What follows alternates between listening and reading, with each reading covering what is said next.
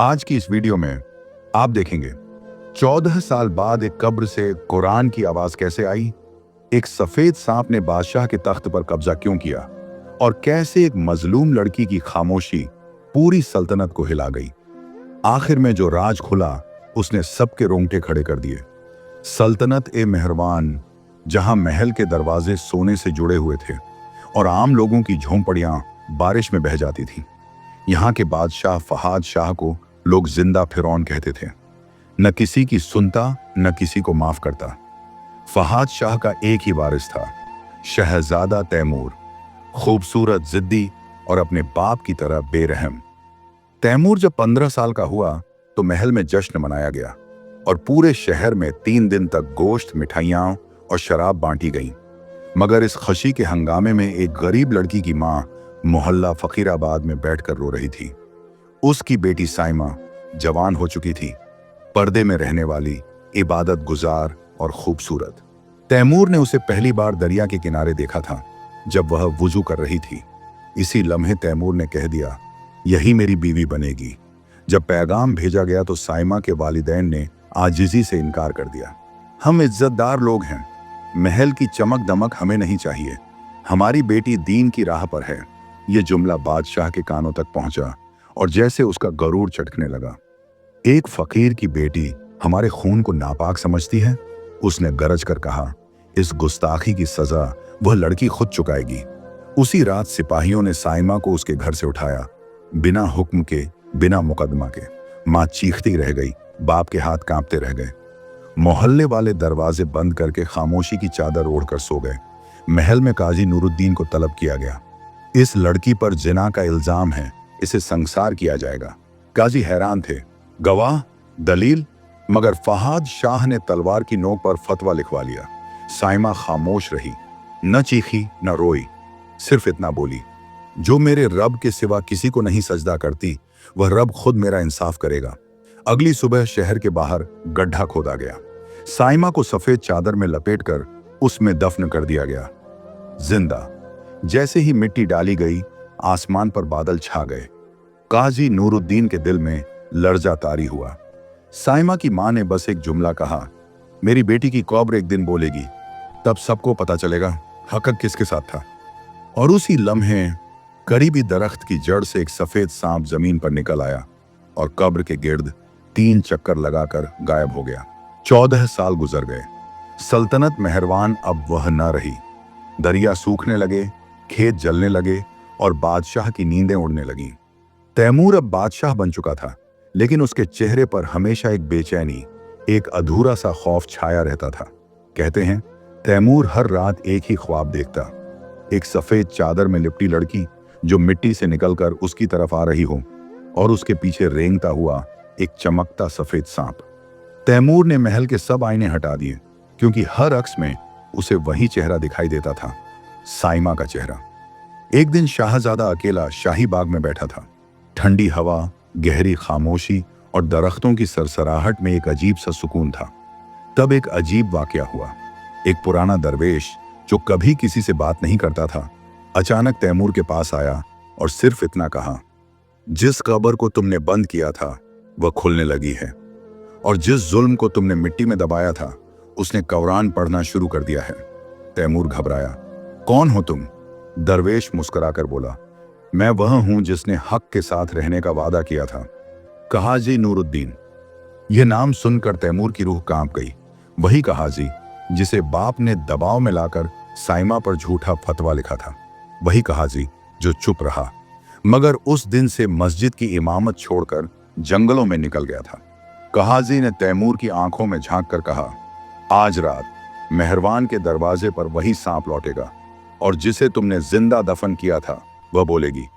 तैमूर दीवाना होकर चीखा, यह सब खुराफाते हैं, मुर्दे वापस नहीं आते। काजी हंसा, मगर वह हंसी तैमूर के कानों में आजान की तरह गूंजी। रात को अचानक महल के सामने एक हुजूम इकट्ठा हो गया। लोग हैरत से देख रहे थे कि शहर की सबसे पुरानी कब्र, वही कब्र जो किले से बाहर नदी के किनारे थी, उससे कुरान की आवाज आ रही है। एक बच्चा चीखा, अम्मी, यह आवाज तो किसी लड़की की लगती है। कब्र के आसपास दर्जनों सफेद सांप जमा हो चुके थे, मगर वे किसी को नुकसान नहीं पहुंचा रहे थे। अचानक एक सांप कब्र की मिट्टी पर चढ़ा और अपनी जबान से कब्र के किनारे को चाटने लगा, जैसे किसी चीज को आजाद कर रहा हो। और फिर कब्र का एक कोना खुद ब खुद खुल गया। कब्र का किनारा जैसे ही खुला, एक झटके के साथ मिट्टी के झरे हवा में बिखर गए। लोग सांस रोककर खड़े थे। किसी को यकीन न आ रहा था कि 14 साल पुरानी कब्र से वाकई कुछ निकलने वाला है।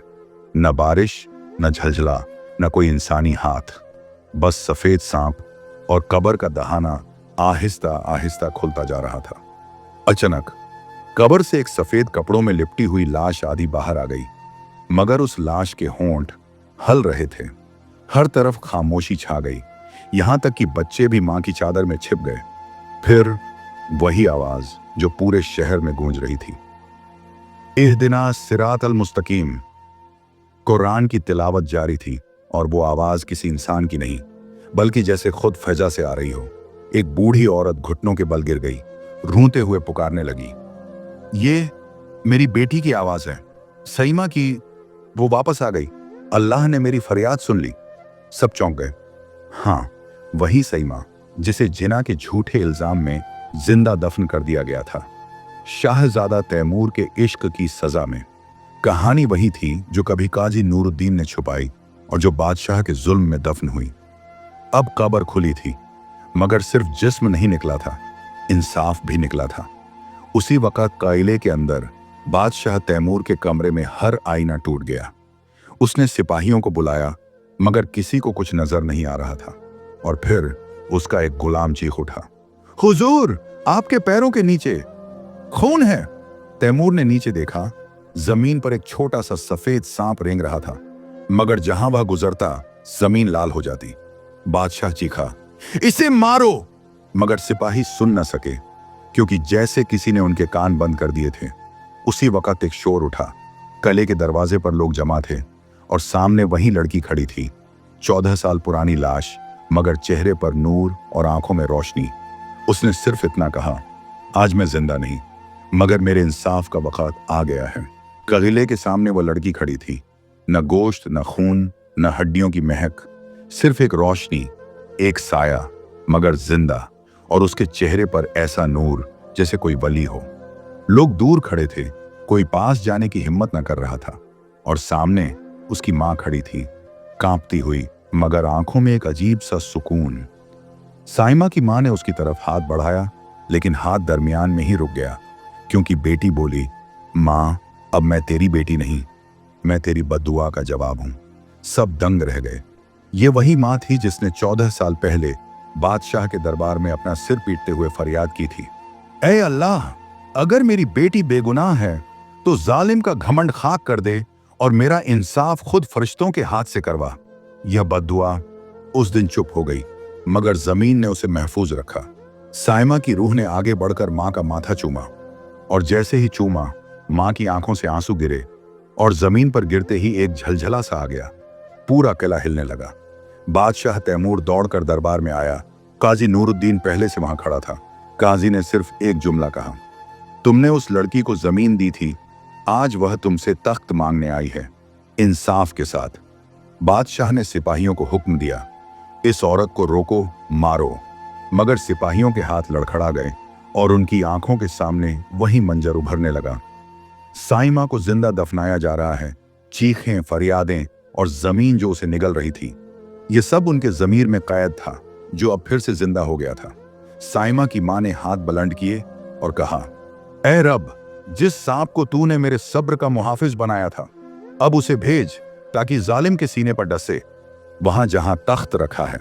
इसी वक्त आसमान पर बादल गरजे और आसमान से एक चमकती हुई रोशनी जमीन पर गिरी। वह रोशनी एक सुनहरी सांप बन गई, जिसकी आंखों में आग थी और मुंह से अरबी में आयतें निकल रही थीं। सुनहरा सांप तख्त के सामने रेंग रहा था। पूरे दरबार में मौत की सी खामोशी। बादशाह तैमूर पीछे हटने लगा, मगर उसके पांव जमीन से चिपक गए, जैसे कोई ताकत उसे भागने न दे रही हो। काजी नूरुद्दीन डरते हुए बोला, यह वह सांप है जो सिर्फ जालिम के सीने पर डसता है, और इसका जहर सिर्फ शरीर को नहीं, रूह को भी जला देता है। तब अचानक सांप रुक गया। उसने अपनी आंखें बादशाह की आंखों में गाड़ दी और बादशाह चीखा, नहीं, मैंने कुछ नहीं किया। वह लड़की बेहया थी। उसने उसने लेकिन उसकी आवाज कांप गई और फिर सांप ने आगे बढ़कर सीधा बादशाह के दिल पर डस लिया। एक चीख, एक लर्जा और पूरे किले के स्तंभ कांप गए। तिमूर जमीन पर गिरा, मगर मरने से पहले सिर्फ एक बात कह सका, वह बेगुनाह थी। मैंने झूठ बोला था, मैं कातिल हूं। उसके होंठों से निकली आखिरी आह और उसके खून में डूबा ताज जमीन पर गिरते ही दो टुकड़े हो गया। काजी नूरुद्दीन ने फौरन तख्त से आवाज बुलंद की, यह है रब का इंसाफ। जिसने बेगुनाह की आवाज बंद की, आज उसका सांस भी बंद हो गया। किले के दरवाजे खुद ब खुद खुल गए और लोगों ने देखा, साइमा की मां हाथ जोड़े खड़ी है, आंखों से आंसू जारी, लेकिन चेहरे पर सुकून, जैसे बरसों का बोझ उतर गया हो। लोगों ने आगे बढ़कर उसके कदम चूमे और कहा, यह मां नहीं, ये सब्र की वह देवी है जिसकी बद्दुआ ने जमीन हिला दी। साइमा आहिस्ता आहिस्ता आसमान की तरफ देखने लगी। फिर उसके चारों ओर एक नूरानी हल्का बन गया और वह आहिस्ता आहिस्ता हवा में ऊंची होने लगी। सब देखते रह गए। यह लड़की इंसाफ के लिए जिंदा हुई, लेकिन अब इंसाफ देकर फिर से कब्र की नहीं, जन्नत की तरफ जा रही थी। बादशाह तैमूर की मौत के बाद किला सन्नाटे में डूब गया। साइमा का नूरानी वजूद हवा में तहरील हो चुका था और सिर्फ उसकी खुशबू बाकी रह गई थी। ऐसी खुशबू जो हर नाकर्दा गुनाह पर पर्दा डालती थी और हर झूठे ताज को बेनकाब करती थी। काजी नूरुद्दीन ने आगे बढ़कर सांप की तरफ देखा, वही सुनहला सांप जो अब तख्त पर बैठा था, बिल्कुल इंसान की तरह सीधा और खामोश। फिर अचानक उस सांप ने बोलना शुरू किया, लेकिन आवाज में जहर नहीं, नूर था। मैं सांप नहीं हूं, मैं रब के इंसाफ की जबान हूं। तुमने लड़की को दफनाया, मगर रब ने उसकी रूह से अदालत खोली। तुमने तख्त पर जुल्म बैठाया, लेकिन अल्लाह ने जमीन से इंसाफ उगा दिया। पूरा मजमा सुन रहा था, जैसे वक्त थम गया हो। फिर सांप ने एक बात कही जो हर इंसान के दिल में लग गई, याद रखो, जब किसी माँ की फरियाद कबूल हो जाए तो दरिया भी रास्ता छोड़ देता है और तख्त भी।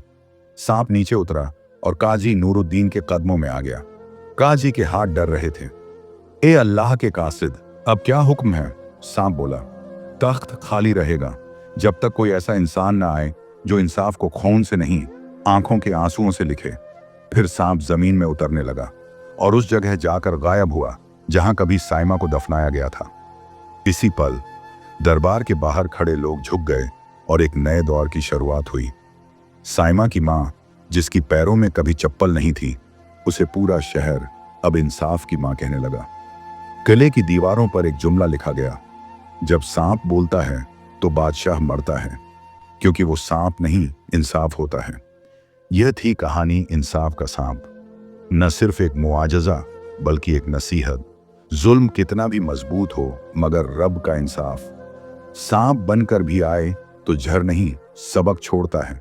क्या आप तैयार हैं अगली कहानी के लिए? अगर आपको हमारी वीडियो पसंद आई हो तो हमारे चैनल को लाइक करें, सब्सक्राइब करें और कमेंट में ज़रूर बताएं कि आज की हमारी वीडियो आपको कैसी लगी।